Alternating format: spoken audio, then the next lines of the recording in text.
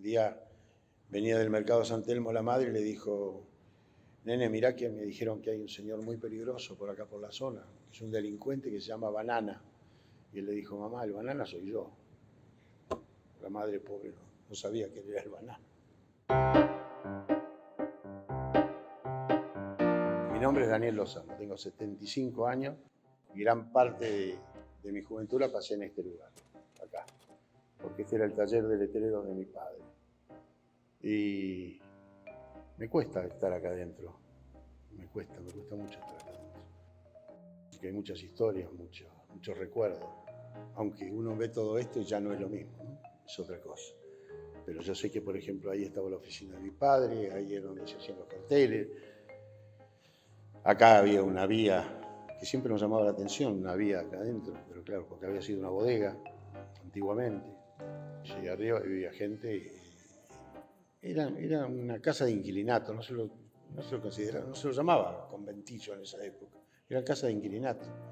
Y acá abajo había 3 talleres de carteles. El primero, que se llamaba Conquija, que era de Armando Rodríguez. El que seguía era el de mi papá, que era Talleres Lozano. Y después estaba Talleres Vigor, que era de don Benigno Viñas y de Ramón Otero. Después estaban los depósitos de Aquilino Trabanco, que era una casa de electricidad que había acá en la esquina, y tenía los depósitos acá, donde tenía algo muy pintoresco, que era el cuidador, que tenía un mono. Y claro, cuando salía a pasear, a veces el mono se escapaba y hacía un desastre en el barrio. Pero era famoso por el mono del taller, ¿no? Y acá arriba también vivió un delincuente en aquel momento famoso, que era el Banana, le decía. Y al Banana lo mató a la policía y cayó muerto acá en el patio. Si bien eran 3 talleres del mismo rubro, nunca hubo competencias ni hubo ningún tipo de problema, se llevaban perfectamente bien. Y después, más adelante, también hubo una fábrica, reparación y armado de matafuegos y sifones, esos, como el tipo del Drago que se carga. Y bueno, esa fue la actividad que se desarrollaba aquí abajo. Y acá abajo hay unos túneles donde nos metíamos a veces, con mucho miedo, porque claro, éramos chicos, 14 años, 13 años, y había alacranes, ratas, había todo lo que vos te puedas imaginar. Había una especie de rejas que después mi papá y los demás le hicieron tapar, porque se temía que los alacranes y eso pudieran afectar a la gente que estaba trabajando. Había unas rejas que las levantábamos, que yo creo que estaban más o menos por ahí, por el fondo, por ahí estaría. Pero después decidieron taparlo eso. Pero entrábamos por ahí y no recorríamos mucho, porque teníamos miedo, no era. Al lado estaba el bar La Coruña, mirando de frente a la mano izquierda. A la derecha estaba la entrada a la casa de inquilinato, después estaba lo de Campos, que era una casa de electricidad, después estaba el kiosco, que primero lo atendieron una familia, el padre de la familia se suicidó, entonces ellos lo dejaron y lo tomaron unos portugueses, y la que atendía era una chica de la edad nuestra que se llamaba Minda, y era donde nos reuníamos todos los jóvenes de acá. Y enfrente estaba el bar de Don Emilio. El bar de Don Emilio era donde se juntaba, donde nos juntábamos. Villarino vivía acá en la Cortada de San Lorenzo. Las reuniones se hacían en el bar de Don Emilio. Nosotros éramos más chicos, a veces nos colábamos un poquito, escuchábamos las conversaciones, las cosas de los grandes, digamos. Para contar hay para contar muchísimo, muchísimo. Hay muchas anécdotas, muchos. Lo que pasa es que yo lo que más recuerdo es el interior de esto. Y los amigos de acá que había en el barrio. Tito, Pelusa, Perla. La casa barata que estaban acá al lado. Estaba Carlito Di Tela. Mi madre y sus 6 hermanos nacieron en las casas baratas. Y una de las amigas de mi madre, María Igoa, tenía un hijo que se llamaba Carlito Di Tela, que era amigo nuestro. Y ahí también vivió una señora con su hija y su hijo, que fue muy famosa después de la revolución del 55, de la caída de Perón, que se llamaba Lala García Marín. Y varias veces venía la policía, se la llevaba después del 55, porque era una revolucionaria.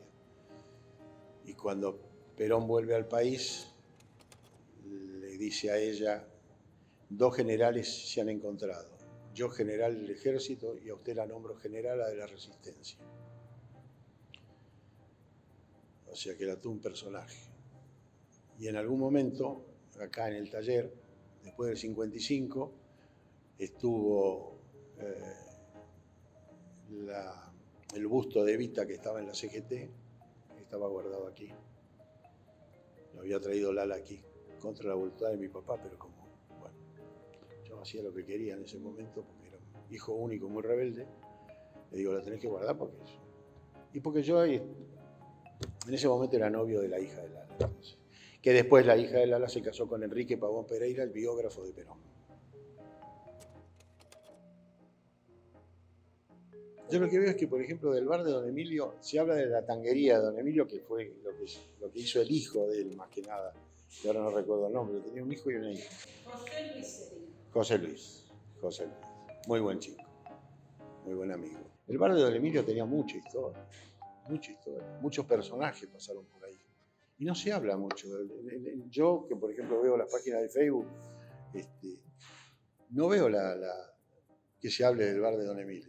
Y después, por ejemplo, estaba, enfrente también había la carbonería, una peluquería, la farmacia de la esquina, que tiene muchísimos años. Y después para el otro lado había, en la esquina hacían arreglo de carteras, creo que era algo así. Después había una ferretería, una casa de cliché, y después, bueno, estaba la casa de los clichés. Después de este lado había un negocio de los hermanos, que estaba Milton y el otro hermano, no me acuerdo, eran mayoristas en cigarrillos. Después estaba la peluquería de Fanny, que era una peluquería y academia, donde se recibió de peluquera y manicura la madre de mis hijos. En la esquina la sodería. Bueno, pegado al bar de Don Emilio estaba una pizzería, que era la pizzería de Méndez.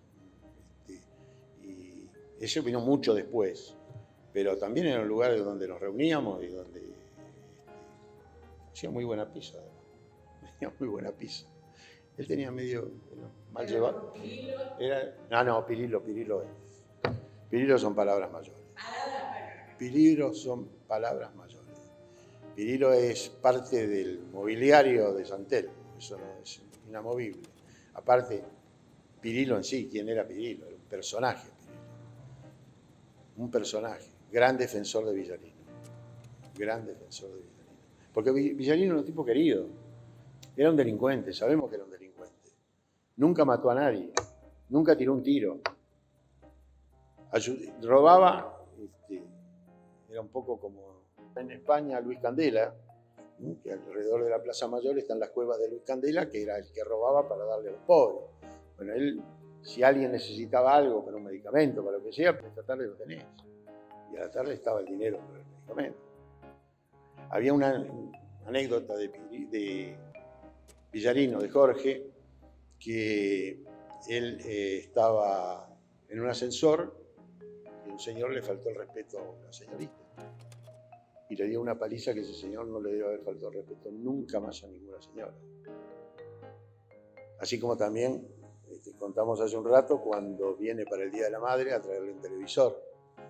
Y al rato aparece un coche, Chevrolet 51, se para en la puerta, el chofer se queda en el auto, baja un señor muy bien vestido, muy bien arreglado, toca el timbre, entra, habrán estado 15, 20 minutos, salen los dos, este señor se sienta adelante, Jorge Villarino atrás, y el señor que se sienta adelante era Evaristo Meneses, el comisario que lo venía a buscar. No había esposa, no había nada, había código.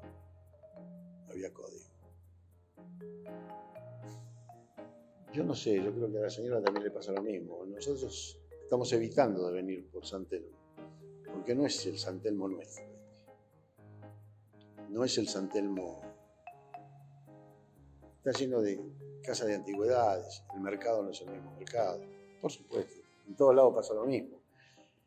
A la señora le pasó menos porque ella siguió viviendo más tiempo en el barrio, porque siguió siendo maestra en la zona, pero yo viví en España muchos años y cuando volví me encontré con...